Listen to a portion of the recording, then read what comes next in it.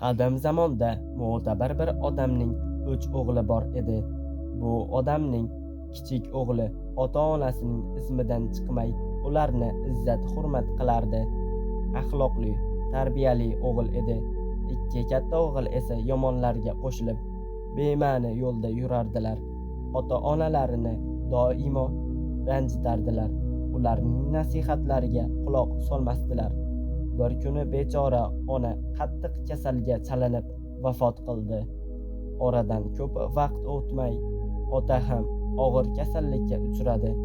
U o'zining vafoti yaqin ekanini sezib, 3 o'g'lini huzuriga chaqirib aytdi: "O'g'illarim, vafotim yaqinlashib qolganga o'xshaydi.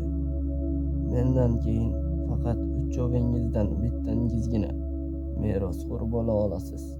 Shahar qozisi va ulug'lari qaysi biringizni hukm qilsa, o'sha voris bo'ladi.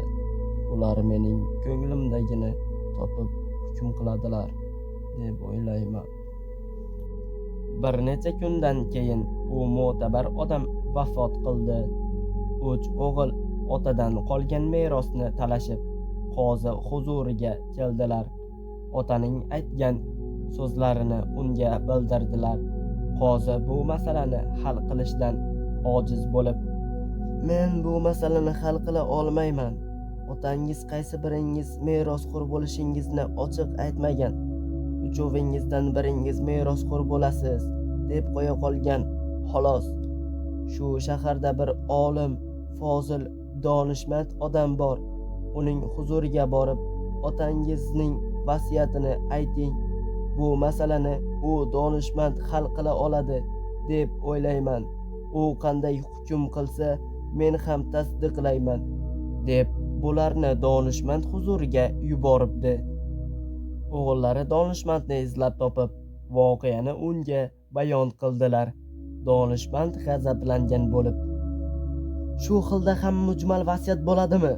Boringlar, shunday tuturuqsiz vasiyat qilgan otangizni qabrini buzib, yer bilan yakson qilib, so'ngra huzurimga kelinglar.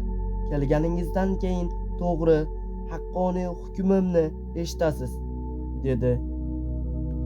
Ertasi kuni 2 katta o'g'il ketmon bel ko'tarib, kichik o'g'il esa qo'liga qilich olib, otalarining qabri yoniga keldilar. 2 katta o'g'il qabrni buzishga harakat qilgan edilar.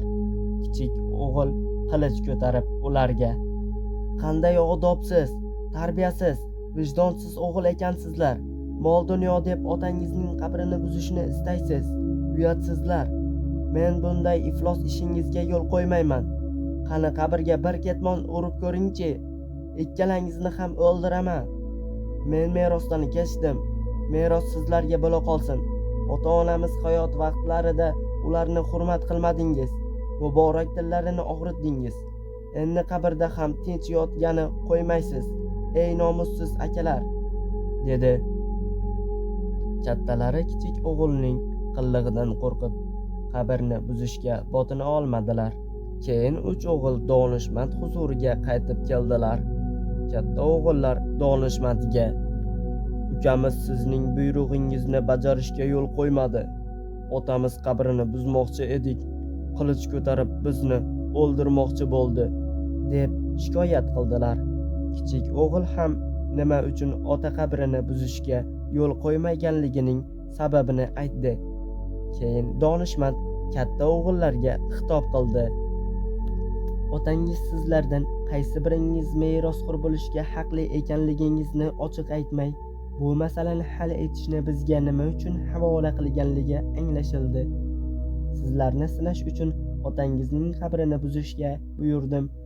Siz 2 noqobil farzand shu jirkanch ishga rozi bo'ldingiz. Ukangiz esa qabul qilmay, hatto sizlarni ham bu iflos ishdan qaytarishga uringan. Endi insof qilib ayting, haqiqiy merosxo'r sizlarmi yoki umi?" dedi va kichik o'g'ilning peshonasini silab aytdi: "Ofarin o'g'lim. Otangni chin farzandi sen ekansan. Ota merosiga faqat sen ega bo'lasan. Bu 2 yaramas akang bundan mahrum qilinadi. Mening hukmim shu." Ertasi kuni qozi 3 o'g'ilni chaqirtirdi. Donishmandning fikrini tasdiqlab, otaning molu dunyosini kichik o'g'ilga hukm qildi. Noqobil 2 farzand sharmanda bo'lib qoldilar.